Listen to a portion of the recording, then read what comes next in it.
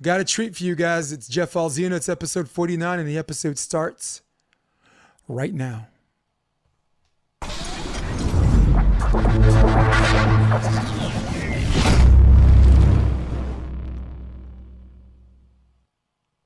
Hey, what's good, people? This is episode 49. You ask and you shall receive, because for me, I've got to give the people what they want. It is the man. It is the coach at all levels is what his new title is. He is the James Brown of volleyball, the hardest working man in America, Jeff Alzina.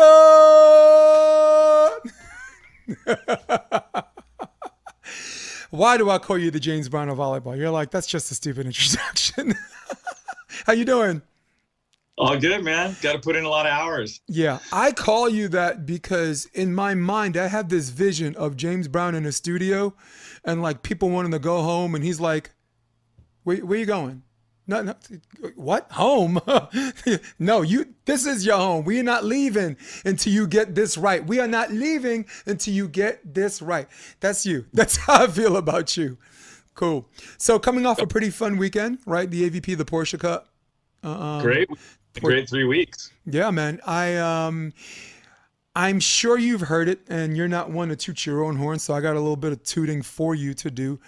There have been some high praises and marks on just the color commentary team, highlighting you and Matty Bishop, who a lot of people didn't know. I didn't know him, but he was very, very good. Some people are very careful to give you compliments and at the same time make it not sound like a slap in the face to everybody else, because people are sensitive like that, you know. But going in, I guess my question is, going in, was it just a level of comfortability because you knew everybody anyway, right? You coached Taylor, you coached Trevor, you know, you've done work with everybody. You coached Miles and Marcus into the draw 2017. So was it just business as usual coming in? Yeah, I'd done a lot of announcing before for the AVP as well as a couple other tours. And I had talked to Josh Glazebrook a little bit last year about doing some work with Amazon this year. He had really been planning in advance to create some outer court coverage, even when they had the full tour going. And so when it was just going to be remote work for 3 weeks, it was kind of a no-brainer for me. You know, I've been working with the AVP since 2009, actually off and on doing some announcing. But this was a really great opportunity with Amazon Prime. And yeah, it's, I don't want to say it's easy for me. I still have to do a lot of homework, create a lot of notes, and I treat it professionally. But yeah, having worked with probably, 50%, maybe 2/3 of the players that are out there still playing, I can speak pretty freely and comfortably about all of them. Yeah, you just come in. I kind of feel the same way. Like, if you remember Vegas last year, I think you were in Vegas with Dax and whatever and the crew and just doing their thing. And me, that was an audition. Like they gave me court 5, let me use my own equipment, whatever. And then later on, I got to call all of Pepperdine's home games with Mike, Tim Hov, Travis, of course. You know, Travis is someone he's got some gift of gab, but he's a better writer than he is a talker. That's just wherever you are, that's just being real. You know, since I'm being honest about people. He's a very gifted writer, isn't he? He just talk about breathing life into writing about the sport of volleyball. Man, I got to give that guy his props. So, how's working with Matty Bishop? You guys, I mean, he's a good setup, man. I know you can do play-by-play, and I know you can do color. So I'm not here to tell you what your wheelhouse is, but I can tell you, as a longtime coach and player, I would definitely want you to do color and breakdown. How is Matty Bishop? How was just the fun bouncing back and forth with you guys? It was great. I had only briefly met Matty once before in my life at the AVP up in Seattle a couple of years back. Rich Lamborn and I were calling a lot of the men's games. And so when we would take a break on center court and they'd switch it to women's, some guy popped up and said, "Hey, yeah, I'm going to work the women's games." And I was like, "Hey, how are you?" And so I met him there, but just very, very briefly. We never like hung out there or anything. And yeah, but I remember when they said, "Hey, you're going to be doing some games with Matty Bishop." I was originally scheduled to do them alone, and he was going to do them alone. Oh. And after the first week in the Monster Hydro Cup, I started thinking maybe we should go together. And I hadn't quite yet presented that to Amazon or the AVP yet. And they sent an email that night saying, would you guys like to sample a couple going back and forth together? Yeah. And I was just right away, immediately all for it. I thought that his strength for sure was introing the matches and describing where the match was and where the tournament was and all the protocol, and then covering a certain amount of play-by-play. And he did a fantastic job of just kind of like dropping it to me, setting me up for what did you see there? Why did that happen? Or what are these guys trying to do? What are the key points? And it put me into, I would call that it my mode. own wheel. Yeah, the mode, right? Just autopilot. Yeah. Yeah. Yep. Analyze the game on the whys people are doing things, why or why not they're doing things, and I believed if it was a mistake or an advantage for them. So it bounced back and forth really, really well. Certainly by the last weekend, we decided, hey, we want to do as many matches together as possible, not just every other one. And yeah, it was awesome. Maddie set me up great. We've had some great conversations about it since, and like you said, I was overwhelmed and really just humbled by how much great feedback we got in describing the game that way. Yeah. Well, my dream team is me and Rob Aspero. Dude, I'm what you call an interchangeable. I can do play and I can do color. I've been doing it long before I moved to California, for the City University Championships. Yeah. For the CUNYs. If you ever watch them now, Patrick Dietz, he's the color guy now. He's a savage. He's a savage. You got to listen to this dude do one set, and his voice and his command and his ability to see the future 1 or 2 plays ahead, which is what a lot of people are saying about you. Nice. But I mean, some would call it on a smaller scale. But if you give me and Rob Aspero the stage, we go from small scale though to who are these guys? But mad praise to you and just your execution and just helping people understand. Because when people are watching Amazon, you got a lot of indoor players, right? The logistics of the beach, and they understand some. Okay, we understand first hit. We are trying to generate interested people that don't play the sport. So you want to be an old school Shakespearean actor where you use operative words that help them understand, but at the same time don't make them feel like an asshole. Right?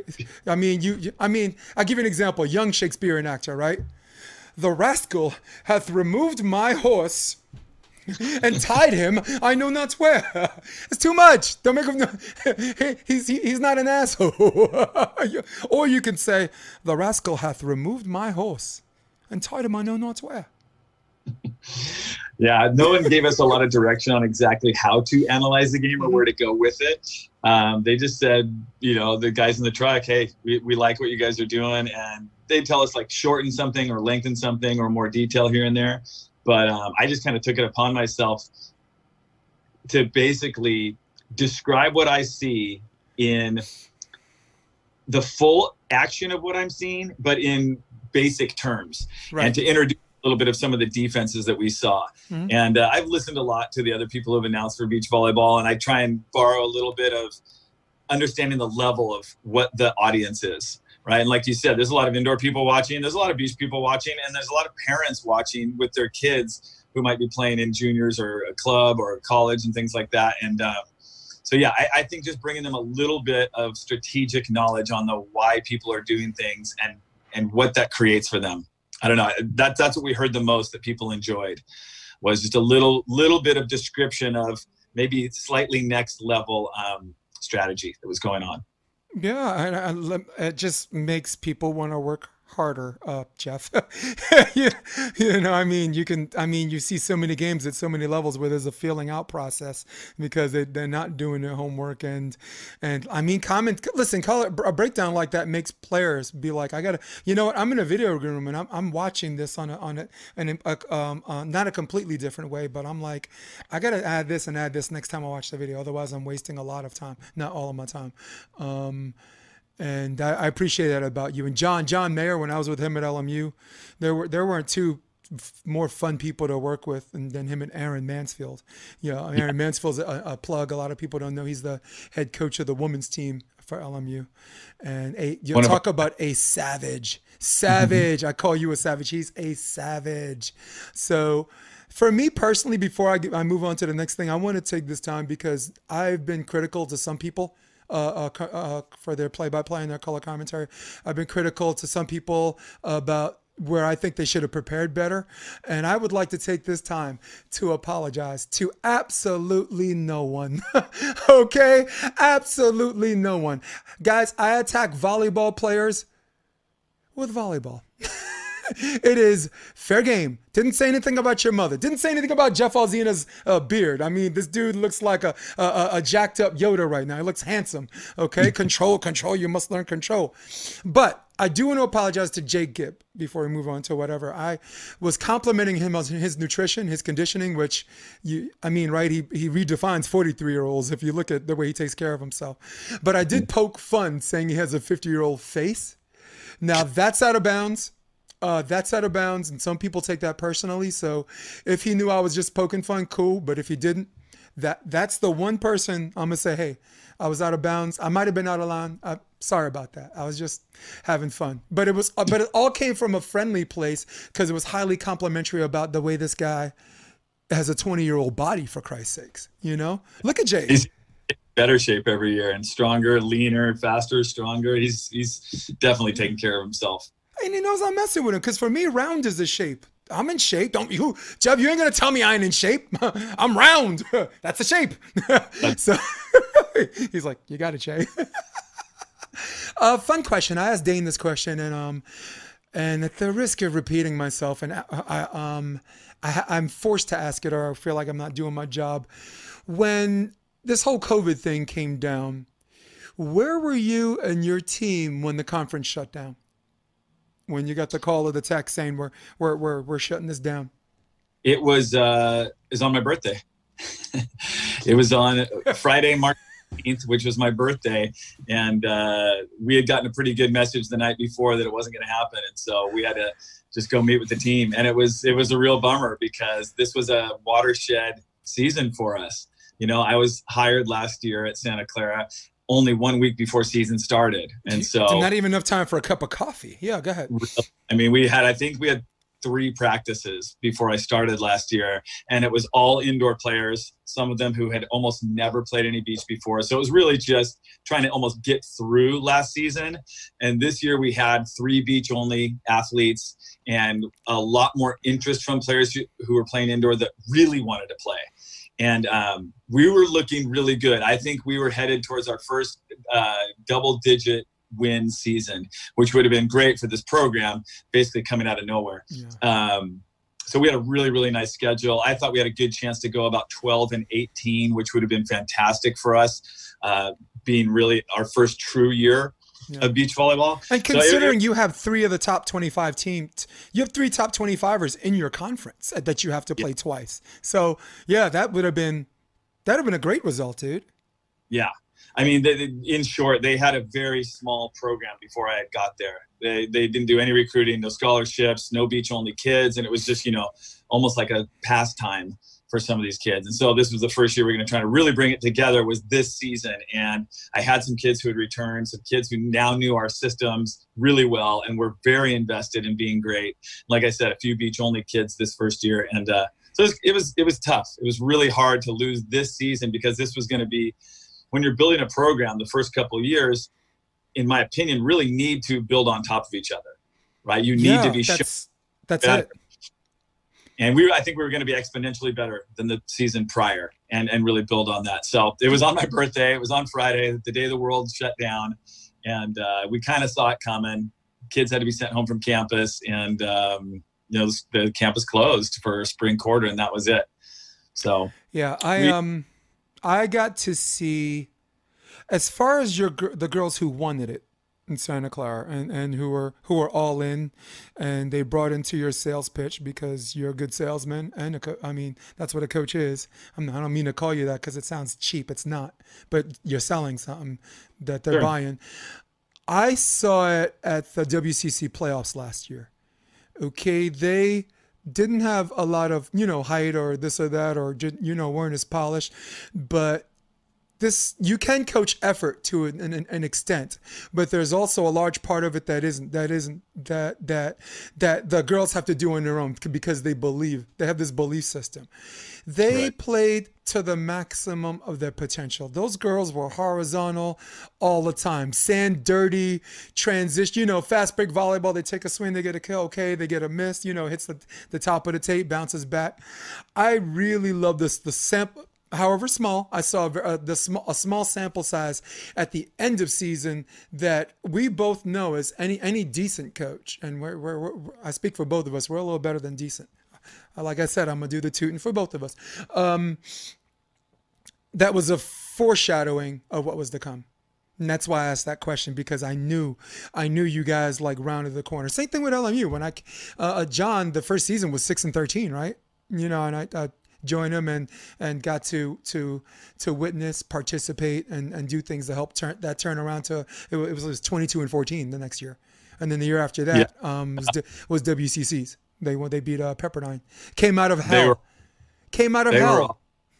Yeah, they really turned it around. John's always going to do a great job. And, that's all you want to do when you first get in is get players that believe in you, believe in your system, have first of all, the passion to be able to put in the work that they have in their work ethic. And that's kind of where we were. I'm glad you saw that last year. Santa Clara, before I got there, really had never done anything at all, as I said.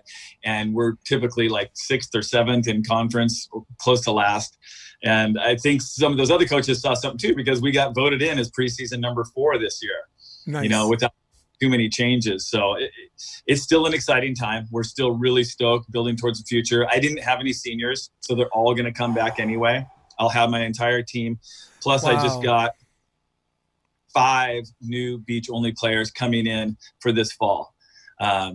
So our program's changing really, really fast, and we're really excited about the momentum that we can carry with that. Yeah. I had a Coach Brian McDermott on last episode, Midwest guy. Well, really an East Coast guy to Midwest. And we kind of shared a joke, like when you're on TV or someone's interviewing you, they usually have like a Instagram or a Twitter handle or like the title of your job, head coach, Dane, head coach USC or whatever. And we cracked up when we saw this. What do we call Jeff Alzina? Coach on every level. That's Josh Glazebrook. He just came up with that on his own. He just popped that up there that day from the AVP. It was classic. It's like Joe Biden. This above all, where all men are created. Well, you know the thing. All credit. You know the guy. Yes, I definitely wanted to plug that in, and I definitely wanted to let everybody know the work you're doing out there. That again, a very small sample size, but like a casting director who knows who he wants in his movie, I knew, that like the audition is a minute and a half, but a casting director knows in 16 seconds. I got to see you guys in the WCCs. That was the only sample size I needed to see that. Oh wow, okay, watch out for these people next year. You think you're gonna roll up on them. Like the same thing with Pepperdine, right? The Pepperdine WCCs has been the Pepperdine Invitational until LMU won. That's what I called it, the Pepperdine Invitational. We come in, we house everybody, we go to the dance, and people like John and people like you, sometimes good coaches have other plans. Yeah. The coaches get better pretty quick too. There's a lot of momentum in our conference for beach. It's mainly Northern California, and we're just a few years behind LA, 3 or 4 years behind LA as far as like momentum, organization of clubs and things like that. So I think Northern California is very shortly we'll be producing a lot of good players and programs in general. Yeah, it was your birthday, and I'm sorry that happened. It's like, Jeff, happy birthday. Go home. Jesus Christ, It was rough. It was rough. Well, if you know anything about me, we follow each other a little bit. Every year, my birthday is like this ridiculously long 11-day celebration. I get friends flying from New York, from Midwest, and we pick a spot every single night. And it's included but not limited to karaoke, because that's how I rock. And this year I turned 50, so that was this whole thing saddened the mood for me as well. But but I got friends in low places that bought me 12 Mikasas. That made me happy. Nice. 12 friends bought me 12 Mikasas for my private lesson. So, and that's the ball I want to play with, because the margin for error, right? We both agree, and we're back to volleyball. The margin for error, man, on that jump serve and the hit, you missed that a little bit on, in your technique. That ball can luff balloon. So that's the ball I wanted my kids to practice with. If you can master that ball, you can do it all. I think Casey Patterson did this. It looked like a lion trying to, I don't know. So I want to take you back 3 years. You got Miles and Marcus Partain, the youngest team to qualify for the main draw. 15 years old, 17 years old. And for everybody listening at home, oh my God, why are you bringing up the Partains? Dude, your podcast sucks. What does one thing have to do with the other? I'll tell you what, dorks, because if you look under the umbrella, every time someone's succeeding, it is this man, Jeff Alzina, the James Brown of volleyball. Look under the umbrella. Okay, now I'm back. Jeff Alzina, what was, not the main draw, but can you take me back a little bit in the qualifier?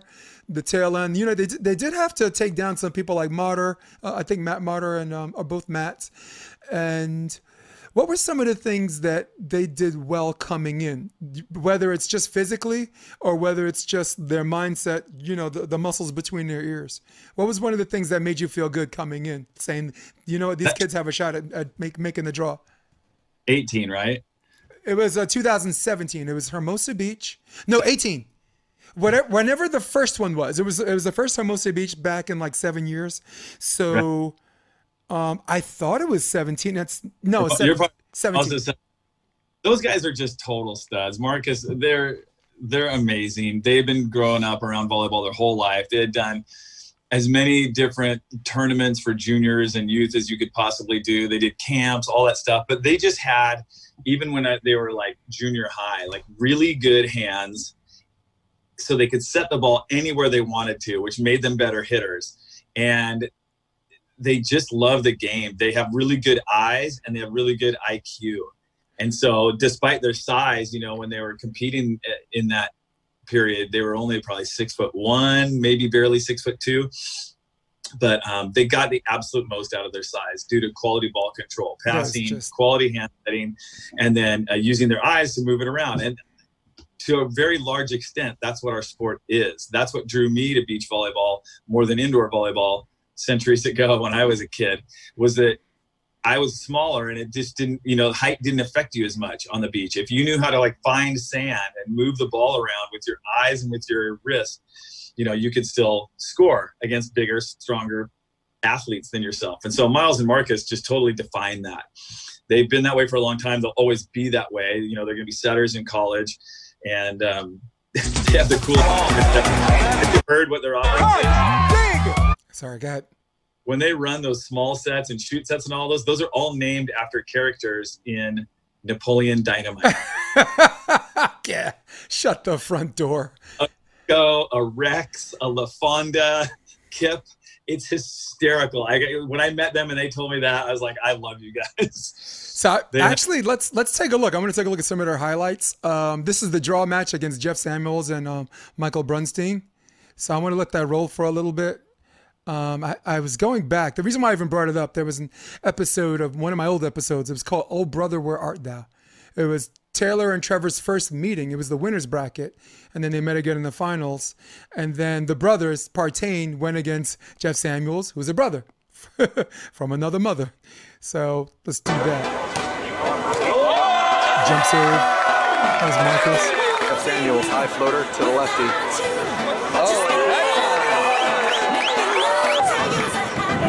This is from our qualifier. Like you said, just very simple plays, very highly technical, accurately executed. Let's watch two more. They're going to serve Mike on this. It was a rally I wanted you to watch. And then all of a sudden, Jeff, the crowd sizes got bigger. Another ace. There was a really long rally that I wanted to watch, and I think it's right here at the end. So stay with me. Here it is. Now, for the people watching at home or watching the video version of this, Those are not benches in the Set back. outside, That's the 19 up. bathroom. People set beach chairs up in the bathroom. Looking against the 20. Cut. Dig. Oh, he gave us the chop. There might be an argument after this. And this is when we thought the play was over. Sneaks up on him. Boom. So the cool thing about that game, first of all, for the people watching at home, those weren't benches. Those weren't elevated benches in the back. That's where the bathroom is. Jeff, like in front of the Hotel Hermosa Beach, like the beach house in Hermosa, that's the bathroom. People set up beach chairs on top of the bathroom. It was the most electric, galvanizing, non-center court game you're going to see in the AVP, you know? Yeah. Yeah, Jeff got saved by the freeze. Yeah, I mean, those kids are entertaining. Everyone wants to root for the underdog. I mean, you got like a 16 and an 18-year-old kid, and then their brothers, and then they're two of the nicest boys you'll ever meet in your entire life. They're so polite and so honest and loyal and just forthright and great students of the game. I mean, everyone just loves those kids. And so it was amazing that they had qualified into the draw, and they were so close to getting their first main draw win there. Like you said, they got to the freeze, and 14-11. Yeah, I knew like if it was going to be a 13-12, it would have been pretty hard to win. I mean, just to close it out and score real points, you know, service points down the stretch would have been hard at 13-12. So at 14-11, I was like, that might be enough buffer room for us. We only really have to score one more reel. It's true. But for those of you who don't know, you know, them being only about 6'2", the hardest thing for them to do was to score a blocking point or a hard dig point because they didn't have a big presence at the net. And at the freeze, that is the way to go, right? Yeah. Ace or a block. Yeah. It just, we called our timeouts. We stopped. We talked about everything possible as this other team just marched through the freeze, but they ended up winning at 16-14 and still got us. But yeah, it was so cool to see that much local fan support at Hermosa Beach for those kids. Yeah, I really enjoyed it. And I was actually getting to know you 3 years ago, and I'm like, there he goes again. Look under the umbrella. Jeff Alzina. You remember the Crabs' first meeting because I think you were Trevor and Rosie's coach at the time, right? I coached Taylor and Trevor together first in 2015, and then all of the 2016 season. And then when they split, Trevor picked up Rosie, and I stayed with them. Yeah. Yeah. So you were on center court in that game. That was fun. That was my coming out party because I thought Schumerman did like a lazy introduction, and then I did my own version of the introduction on the video, and then everybody turned around and like, where's this gonna be? And I'm like, I'll show you. You know, so big up to Schumerman though. Schumerman, if you've ever heard him do color commentary, he was doing a little bit for the qualifier, for the live stream. He sounds like he's fighting crime. you know, he's like, here he comes to save the day. Kill the bad guy, save the girl, the world, for democracy. You know, so, yeah. Pretty cool. So here's another question, one of those I have to ask it or I'm not doing my job. At one point in your coaching career, I'll put it this way, was there a tournament, a match, or a defining moment where you left telling yourself, I'm going to be a career coach? You know what? I'm probably going to make a go at this. This is going to be my living. I'm not waiting fucking tables. This is where I want to be. And there go my sponsors, but go ahead. Well, yeah, there's actually two parts to that. That's a great question. There's two parts because my dad was a coach his whole life. He was a basketball coach. I thought I might get into basketball when I played all through high school, but then started in volleyball in late high school and college. And after college was playing beach, and there wasn't such thing as beach volleyball coaching in 1997. Really. I mean, I think there was about 7 or 8 coaches in the whole world. A couple here in California and a couple in Brazil and a couple in Europe. But I was able to meet someone through a common ex-partner of ours who had been coaching the Australians. He has Steve Anderson, who's now coach with the Canadian national teams and programs, probably the director, I believe now. He had worked with Natalie Cook and Carrie Potthurst. Just very informally in the early 90s when they stunned the American team and beat them in Atlanta to secure the bronze. So Steve had tried to start getting opportunities for other people to coach around the world to help do this for beach volleyball and grow this profession. And anyway, he helped me get a job in Greece. And that was my very first real beach coaching job. I'd coached tons of juniors. I'd been playing and training with lots of high-level AVP players. And that's just kind of what they wanted. They wanted someone who had worked with youth, but had been involved with a major tour like the AVP. And so anyway, I went over to Greece and started working there. And when I left a teaching job, I'd been teaching for 5 years. And I said, I'm done. I know this is what I want to do. I want to get into coaching. And if I can make it in the sport that I really, truly love the most, this would be great. And so I was able to move over there to Greece, help basically take kids off the national teams and the junior national teams, the senior national teams, and see if we can create some good beach programs with a 7-year plan towards 2004. And the two ladies who I pulled off the indoor national team had played a little bit of beach together, but we made them full-time players, and they qualified in 12 months into the Sydney Olympic Games. So they had just tremendous success. It was one of those situations where they were really, really talented, but just didn't have like focus and direction and like someone full-time coaching them. And so when they qualified in those immediate games, just like 12 months into my career, I was like, I just qualified a team in the Olympic Games. So that event, thanks to their talents, basically made me say, I think I can do this. I think I can really like do this for a long time. But flash forward, after Sydney, I decided I didn't want to return back to Greece. I wanted to see if I could do this at home. And so coming home back to LA and getting hired by Elaine Youngs, Barbara Fontana, Kevin Wong, and Stein Metzger right off the bat, that's kind of when I knew. When both those teams won the Manhattan Open for their first time as a team with me in 2001. And that's when basically Manhattan 2001, I was like, I can do this. Let's do this. I'm going to do this as long as I can and try and create a true profession out of beach volleyball coaching. Yeah. I have a crazy, an almost similar indoor story. I got hired as a blocking coach for a very small school in Brooklyn called City Tech, New York City College of Technology. The person building the program is Chi DiMaggio. I don't know how far back you go or if you got hoes in different area codes or whatever. She's pretty popular in the indoor and outdoor scene. Just this skinny arm girl, set for Tulane. Played with Camilla for a while. Camilla was very popular nationwide back in the 90s. I had to build this program from scratch. No club team. In fact, 10 minutes before the first match, our middle registered for classes. So it's one of those things where she never coached men before. And she was giving up a mile of line on some of these in-system sets where, in the women's game, you can kind of get away with that because the twitch reaction and women are just inherently better diggers and passers than men.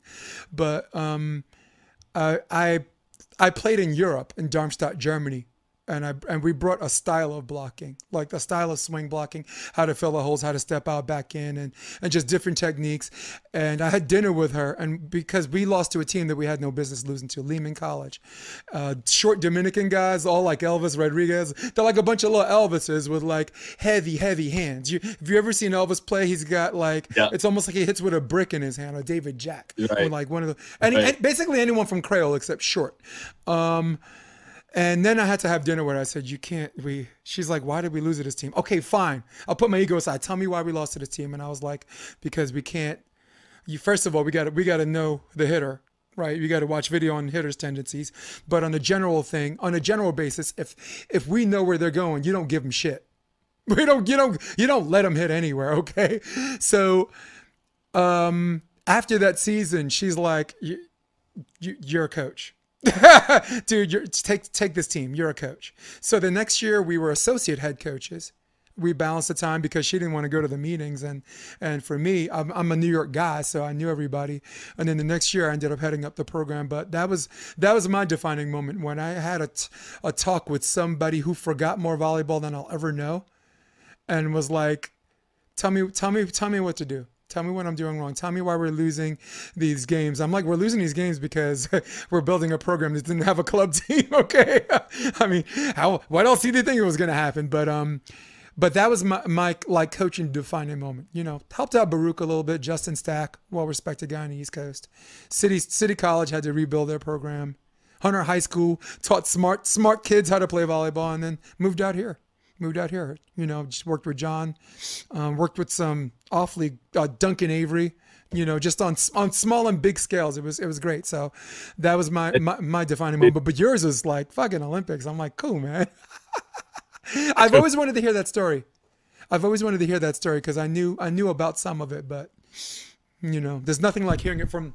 There's nothing like hearing it from the horse's mouth. You know. A little bit of the right place at the right time with a lot of opportunity. So I just tried to make the most of it. And when I came back to LA, and it was just great to see the AVP, you know, was bought by Leonard at that point, and he was resurrecting it. And so there was a lot more opportunity.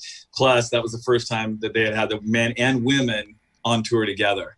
So we knew it was going to be successful, and it was really fun riding that rise of bringing the AVP back and then being able to have some early success and then get aligned with a lot of really good teams over those years.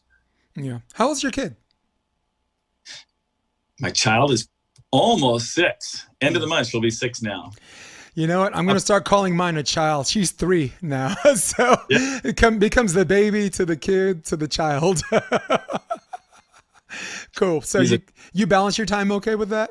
I'm getting all personal now.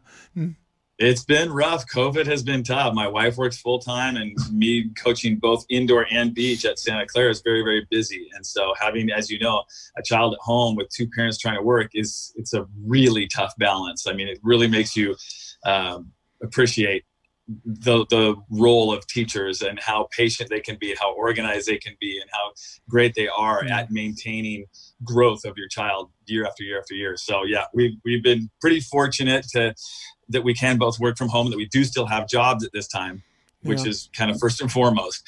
But yeah, the scheduling is a nice juggle for sure. I can't imagine, like Aaron Mansfield, right? He has one, and last year I talked to him when he had another one on the way. You know, and this is all, I mean, that child has probably is 1+. The youngest one's probably just past 1 years old. So, you know, I always look at like fathers, volleyball fathers, and who may or may not have a nanny who finds a way to balance this time. Me, dude, I'm lucky enough to have a nanny. You know, I have some money put away for a rainy day. You know, I worked in volleyball is a moonlighting thing before it became my career. I was in cardiology. I was in a cardiology practice for 17 years before I did this. And, you know, and my girl's in finance. So, you know, she's with a capital group. So she gets to work at night gets to work at home. But for me, it's been fun because now I get to spend more time at home with her. I thought you can really look, your child's 6 years old. You can really, if you're not careful, like that whole childhood can pass you by, and you're like, damn, you're telling me I missed that? You know, she's what? She's 6? You know, but good for you.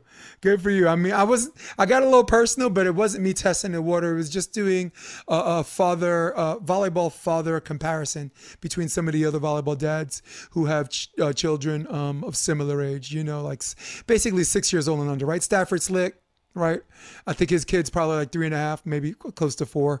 Tim Baumgren, that little round-headed thing, the little round-headed, just baby boom looking thing. You know, he makes me like kids. I never like kids. I still don't like kids, you know, but you look at Tim's kid, you're like, wait, I like kids. Jeff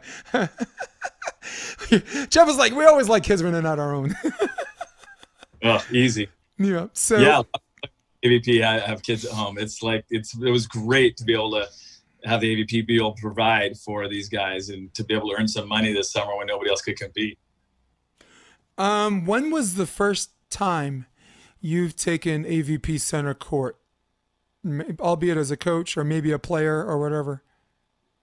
As a coach would have come first. It was 2001. Coaching with Stein and Kevin was awesome. They hired me about halfway through season So it would have been even before that. Would have been with Barbara Fontana and Elaine Youngs. Okay. Gosh, I should know the first event that they won that year besides Manhattan, because I know they won before Manhattan as well. Well, they won in France. We were in Marseille together on the FIVB. And we lost, I believe, Hermosa that year. But center court, there's nothing like center court, and there's really nothing like Manhattan Beach center court. It's electric. It doesn't feel real. True. I mean, I was only 33 years old at that time, coaching, Barb, who was my age, Elaine, that was my age, Kevin and Stein were just a couple years behind. I was almost more of a peer, but it was just a real privilege to be able to work with them, and especially for Stein and Kevin, because they had been close. They had not made finals together the year prior, but they had taken like some fifths, and they were just knocking on the door. It felt a little bit like where Tri and Trevor are right now. Where like you're good, and you're really close to being able to get in that final and or win. And we just made a few tweaks that summer with video and then out of practice. And next thing you know, they won Manhattan, then they won Santa Barbara, and they won Stade against the Swiss on center court on the FIVB. So they just exploded. They were on fire. Wow, dude. So before I tell you my first center court one, it's very interesting because you told the story about Stein picking you up in the middle of the season as a coach or whatever, and this and that. Last year, Earl Schultz, guy with the big afro, AVP. You probably see him in the qualifier. He looks like Lenny Kravitz. Him and Jake Garudia, Jersey guy, we call him Jersey Jake. They come up to me and they're like, Jason, you commentate, you see, and you worked with great players. I worked with Mario Trebic, coach from the Netherlands, 92 and 96 or whatever. Not worked with him, but done camps for him. They're like, how do you get into the draw? Like Earl's tried 7 times, Jake has tried 8 or 9 times, and I'm like, come here, it's a secret. And they lean and I'm like, closer, get a coach. And they're just struck son. I'm like, you young fuckers, you get so good so fast, and you figure out things so fast. You think you have it all figured out.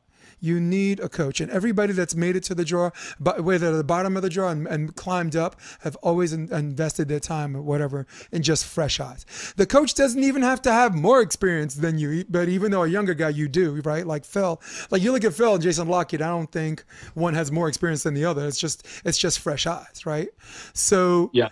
So they're like, so maybe you should coach us, and I'm just like, why didn't you just say so? Why you gotta ask me what I gotta do? This, just ask if you want me to coach, and don't come at me with this what I gotta do, whatever. So, Hermosa Beach, I got him in the draw. That was last year. So it was really cool because I've always done some coaching for Rafu, like analytics, numbers, pull charts, but he's already in the draw. So for me, it was really cool to punch my own ticket. There's something redeeming about not being given it because you're a South Bay guy, because you know people, and you kind of punch your own ticket. You feel like less of an imposter in a tent. But that wasn't my first time on center court. My first time, Jeff, on center court, AVP New York, lip sync battle. Lip sync battle. It was insane. It was, where is it? This nonsense right here. Jason's ready. Rouget's ready. Let's go. Oh, yeah. This is me. This is me. The first time on center court.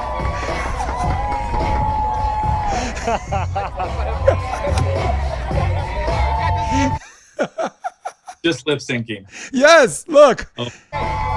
So then I when the chorus comes, it's Montel Jordan. This is how we do it. I'm dipping Mark Schumann.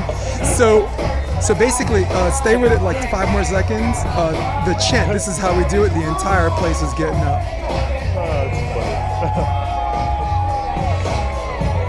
So I go this way, and I'm all the buzzing, and it's all because now the whole crowd is saying this is how we do it. This is insane. This made like a little section on the Daily News. They're like, Brooklyn kid or New York, Upper West Side kid, wins lip sync battle. I'm like, you got Gibb and Patterson in the finals, and you're doing news on this guy winning a lip sync battle. I just wanted to share that since this is a podcast, this ain't like an interview, right? I mean, you're here voluntarily, right? I don't have the power of subpoena. So I just wanted to share our center court moments, which we both concede are inherently different. This whole getting back in, watching other sports, find the Ken. Okay, there are can't people, and there are people who are Ken people. So I'm gonna get into a little COVID thing. The more educated we become on how COVID's getting and ways to prevent it, the more we know what certain risks are and the more we assume the risk. For example, Dana White, UFC, right? The fighters have 8-week training camps. They're secluded anyway. So within 3 weeks, someone's positive, if not, asymptomatic and riding it. Everyone else has masks except the fighters and the ref. Post-match interviews in a different room. So they found a way to continue their sport. Through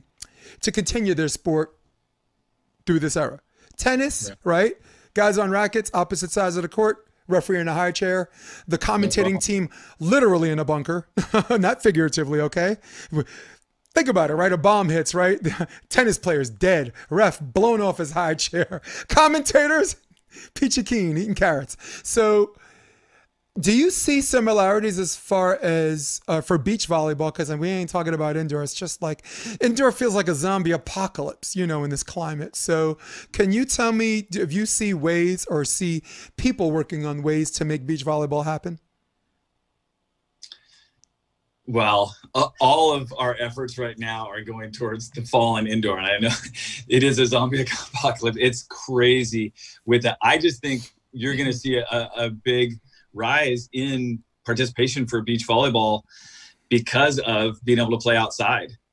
Because this being in a gym with larger numbers of people, I don't know. I mean, it's going to be an inherent risk for a while with us. I mean, we're right on the verge of so many conferences deciding if they're either going to just dismiss the fall or move that to spring and kind of preclude some other sports in the spring. But I don't know. Beaches seem to be not a problem. The AVP just showed us how you do it, right? You can go through only essential staff, wearing masks, continual testing and symptom checks, and stay in your pods, and isolate and be in your teams or your pods that don't interact with outside those pods, and you can do it. So I'm hoping for sure that spring will pop for NCAA beach. And I mean, there was definitely a little bit of a buzz around the AVP of like, hey, maybe we can try and do this again somewhere down the road if we can't have a full schedule, because just being outdoors and the nature of the spacing is a heck of a lot safer than what's probably going to happen with a lot of indoor sports, especially for NCAA. Yeah. I mean, look, the NBA has shown a way to do it, but that's extremely expensive. I get that. Right, okay. They created the bubble, Disney World, good for them. And for me, like, everybody is citing as a pretext what's essential and what's not essential as far as not doing sports is concerned. And my biggest argument is I think your mental and your psychological health is considered an essential. We always, physical safety, you don't want to get the virus, stay home, cool. Because there's no law that's telling people you have to leave your house. I mean, there's certain people, maybe that they have a job to do and they have to work. I get that too. But I think like people like sports are an essential, and I couldn't disagree more.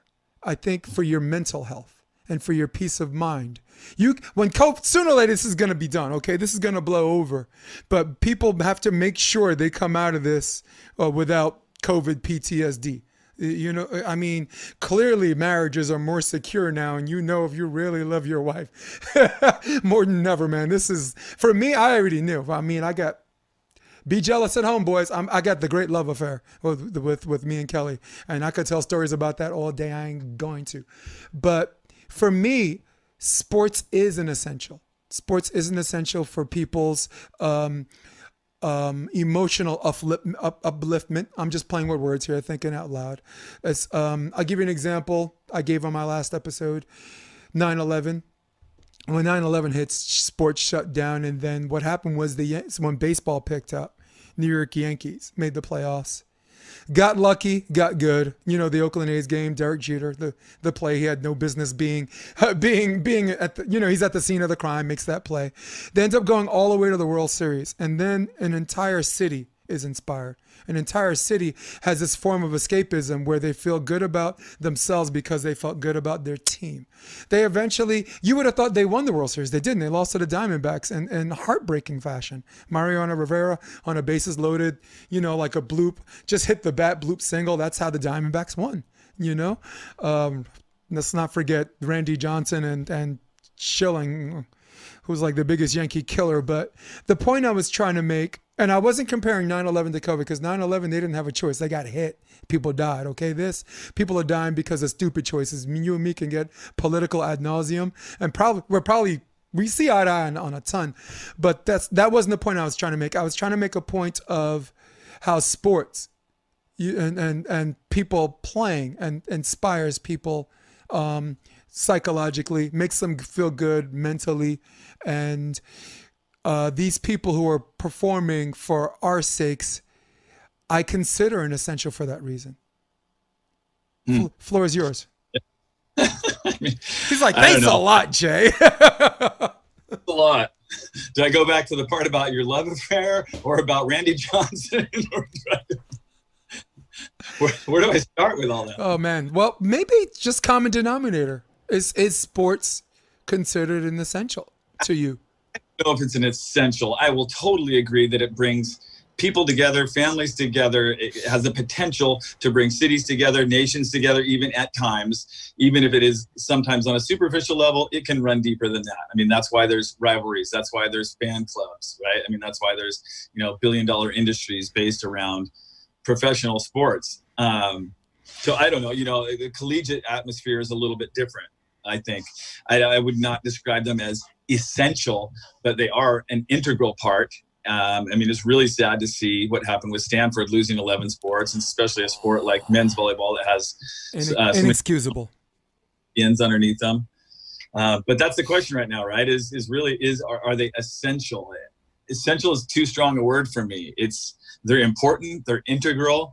They can create bonds. They can create all sorts of things. They can create fundraising for the university. They can create, you know, excitement around a university. They can create a much larger student or student athlete experience by participating or even viewing the sports that you have on your campus. But I mean, right now we just can't mess around with it at all. I mean, we're going to see if there's a way to do this safely or not. You know, our indoor team on campus last week quarantining, and we have report date of Monday for double days. Our soccer team is on campus right now and has been for 2 or 3 weeks, and they've done the same thing. They have no positive tests so far. They look good, and the way that we have it set up, you know, where students can be in certain dormitories and with certain people at certain times, and all of the protocols that go on with testing and preparation, things like that, within the workouts and the support staff. We'll see. It looks like it can be done, but you never know until you know, right? Because there has to really be like a zero tolerance. If anybody breaks, you know, protocol and infects themselves, then they're going to bring that back to the whole team, possibly unknowingly. So it's going to be really, really interesting to see how it works out this fall, especially with football and especially with indoor volleyball. Football, I don't even see how. I mean, they're just gonna. I mean, there's not enough sample sizes. Like you can't. I wouldn't ask a football coach or a conference to look at the UFC. It's just different. It's minimal competitors, right? Beach volleyball, minimal competitors, and outdoor. Right. Tennis, whether tennis plays indoor or outdoor, it's minimal competitors. This coach I was talking to, Brian McDermott, Chicago, they have an indoor sand team, but it's minimal competitors. They're not doing 40-person courts anymore. They're doing smaller groups, more personal attention. So You're right. And individual responsibility is so important in a sense that if we don't behave like adults, the government will treat us like children. Absolutely. Yeah. Same thing with what? Yeah. We're going to same thing within a team, right? Yeah. I mean, if someone on the team can't be an adult and commit to the program, then, you know, I think programs would say, well, you can opt out. You don't have to be here. But I think people's why for playing sports right now, especially NCAA sports, their why is going to have to be very, very strong, because it's going to be a lot more difficult to maintain the commitment throughout all of these protocols and procedures that are going to be happening. So, I don't know. I mean, I hope that's crazy. Yeah. Their meeting will opt out and not endanger anybody else. Like, I mean, it's hard enough answering the why without COVID, right? I mean, some of these girls, they go to college and they're like, I don't think I want this to be my 12-month experience. you know, like my girl went to Harvard, right? She's there to play tennis and volleyball. But to her credit, I mean, sometimes we don't know till we get there, but to her credit, she knew right away, nope, this ain't going to be I'm in the School of Economics. This ain't going to be my 12-month experience. I got stuff to do and I still need to live. I still need my sanity, which is essential. And I think the reason why I called it an essential is because of the realities we face. All right. One reality is if you stay home, you social distance, you avoid it. It does taper down. The positive tests go down. That's a reality. The other reality is, we're not going to hide behind a door until a vaccine comes. I have Kathy Parent. Her company is the one that vets vaccines for the FDA and helps prepare, medications to be cleared or run through for the FDA. She's into medical laboratory sciences. That's not what she does for her job, but she's a true lab rat. Her MS isn't that. So, and she said there's a reality, like it's going to be a year and a half, and that's for one strain. There's 3 strains that they know about.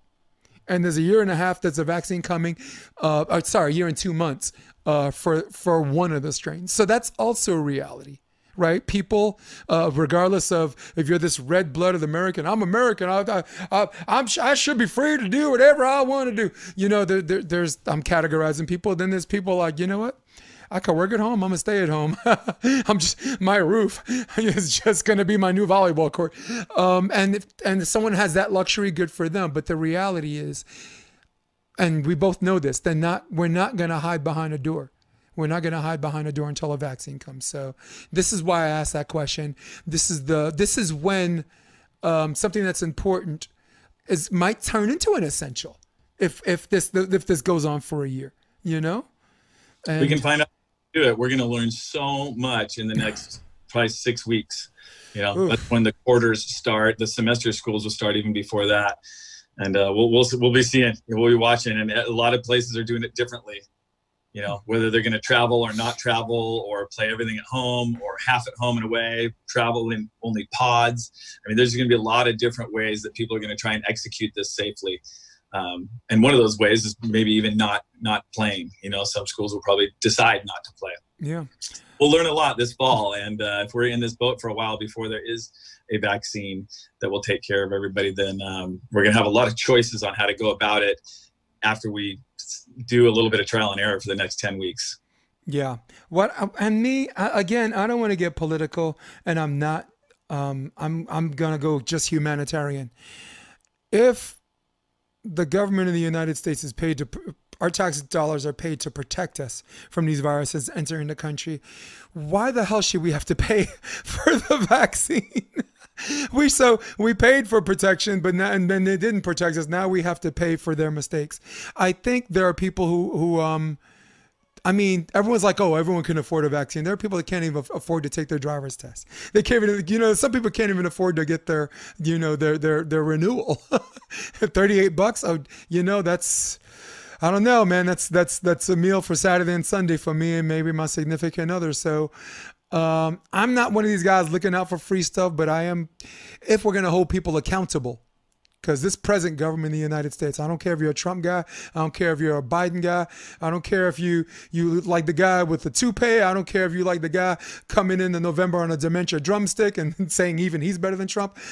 Right now, there's no doubt in my mind that this spike happened in the United States because of the negligence of the people that are paid to protect us. Okay, I don't care where that goes in the chain of command, and I guess I'm getting emotional now because I don't think that people should have to pay for this vaccine when it comes. That's all I was trying to say. I don't even know where that came from, Jeff. Jesus, but it's a reality, right? I mean, there's no way you can't talk about one without talking about the other. It's you know, I'm not getting Jason Oliver on anybody, but you really it has to be said. So Aaron Wexler this is the reason why I was looking this way. Aaron Wexler said Jeff Alzina is the man, knowledge, wisdom, insight for days. Appreciate Jay for sharing this conversation. Hans Groot said, great commentary coming from court 2, better than court 1 IMO, meaning in my opinion. All right. And the feedback on court 2, man. We'd love to keep working together. That was really, really, it was fun. And like I said, I mean, really, really humbled by the feedback. I've had good feedback on, you know, last several years when I've done some telecasts, but this was different. Something about it was different. I don't know if people are just more at home, more tuned in. The fact that it was just 3 events on top of each other, or the fact that Maddie and I combined to pitch it that way. But it was really cool. I mean, I get some really, really like heartfelt letters of like, hey, I'm watching with my daughter and we're learning the game as we listen. You know, I had another coach write me, people I've never heard of, you know, sending me messages either through the university or on social media saying, hey, I just learned so much about what I'm going to do with my beach team right now. We need to try these things, or we need to read these type of ways. And he's like, you're just providing content for me right now to coach this fall. So I mean, that's really, really cool. It's really nice that people took their time to reach out and express that. And so we're making sure that that gets back to Amazon so that they can see what some of the people think, what their audience thinks. And they asked for that, and we'll see if we can give them more. Yeah, I'd like to answer that threefold. First, when you're in there and you're in your groove and you got your rhythm, there is this feeling where you feel it and you know it. You're like, I think we just did something good. And then afterwards comes this feedback. Like at Pepperdine, I was just being Jason. You know, I was like, oh my God, this team's getting more opportunities than Lindsay Lohan in court. You know, I just like say funny stuff sometimes, and then someone taps me on the shoulder. My friend's watching from Wisconsin, and she said, they're like, keep doing what you're doing. They're cracking up right now. So, but you always have this feeling like when you're in your groove, like when the game's over, or whatever game or match or just day, you're like, I think I did well. And then right after you do that, someone follows up, someone taps you on the shoulder, someone sends you a message. You're like, okay, cool. I kind of felt it. I knew it. And it is what it is. Second thing is coaching. You show people that coaching is a lifelong learning experience, very similar to theater performance and film acting. You can be 82 years old and still learn something new. And the people that are messaging you are not there. Some of them are new and some of them want to get better, but a lot of them are like, dude, I've been doing this for 20 years and I watched one match and I was just in the head of a genius. You know, that's you know, maybe an exaggeration, but to some that was a reality. So that was was that my second point? Because I don't even think I have a third anymore. If I got the third point. No, but it's a lifelong learning experience. Lauren Bacall, who was a patient at my office, told me that, and I believe her. She's one of the people that inspired me to get into acting. Her, who the hell is this? Anna Strasberg, Lee's wife. You know, I got to talk to a lot of them. My boss was the doctor of the stars, so they come in and they're like, hey, how's school? Because I went to Marymount Manhattan. My BFA's in acting, Jeff. So they're like, how's school? You know, what play are you in? This or that. So, hey, be very careful. Oh, hey, read this paper on Harold Clurman. He was like one of the best directors from the group theater. So lifelong learning experience. There are people that have been doing this as long as you and some longer that learned something. Your volleyball IQ, many consider through the roof.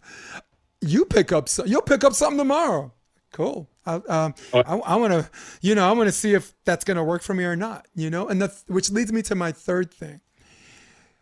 Studies are important about biomechanics. Studies about how the body works and how it applies to volleyball is important. But at the end of the day, trusting yourself works. I told Dane, the real scientists are the coaches, the real scientists, the ones who are doing the drills and the ones that are seeing what works and what doesn't, but albeit female team, men, the sample size, the amount of time you're doing this, trusting yourself, those things like the scientific studies and just you as a coach don't operate independently, but they sure as hell don't you don't enjoy success without both.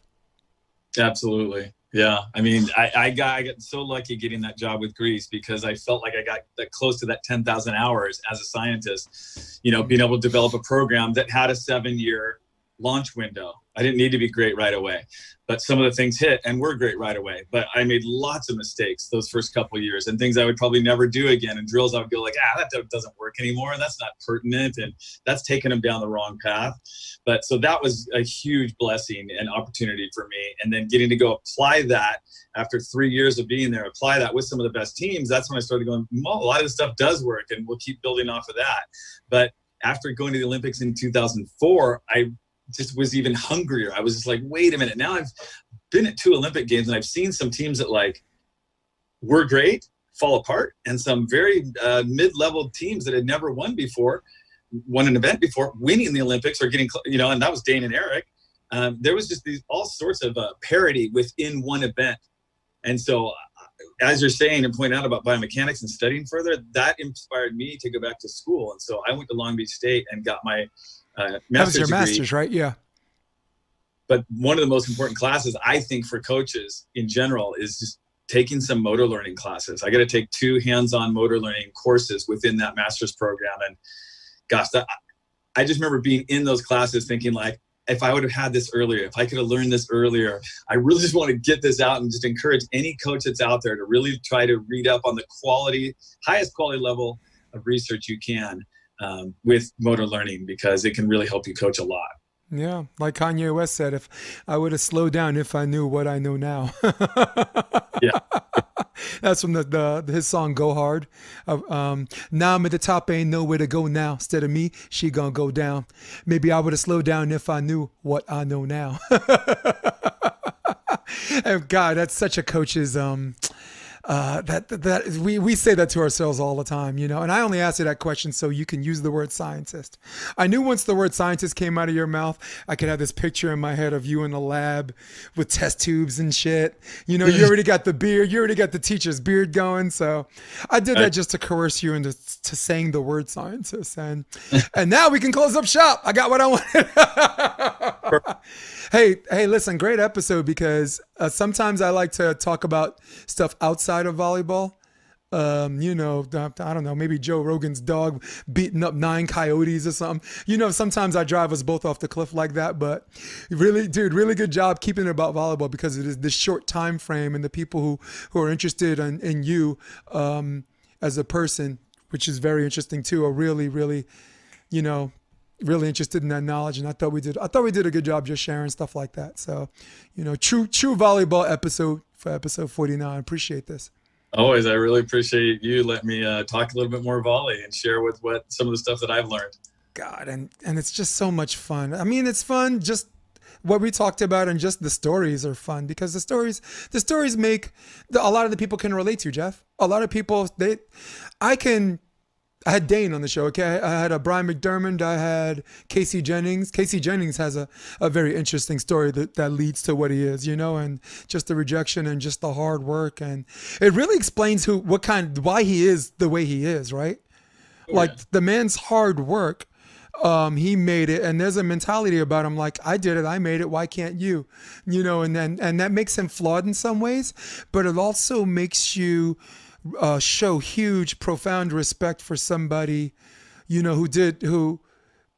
mean, now it looks like he's easy. Everything comes easy to him. It didn't. I listened to that guy's story. Did not, right? He's a self, for sure. Yeah. Dude, man, if there's any definition, if there's any, like, people disagree. Oh, you didn't do that alone. You didn't do that alone. But there are levels to that, and there is some stuff you have to do by yourself to get to where you got to go. And I had him on the podcast. He was episode 8 or something like that.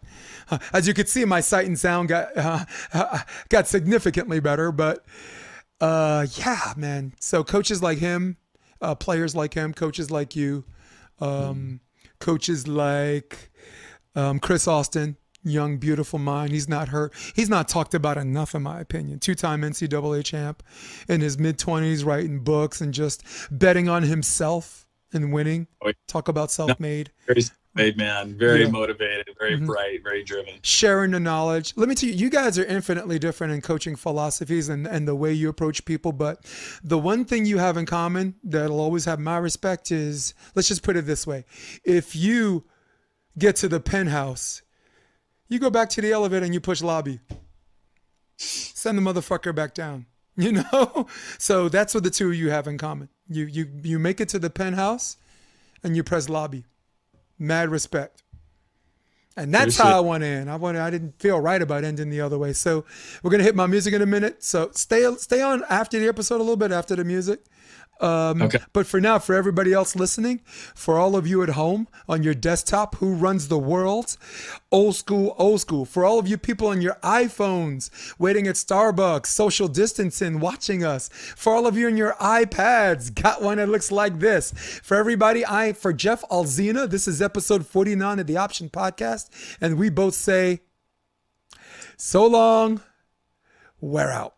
Come check out the Option Podcast on OptionVB.com. It's also available on iTunes and Spotify and on YouTube under the NY Varsity Sports handle. You're going to love what you hear.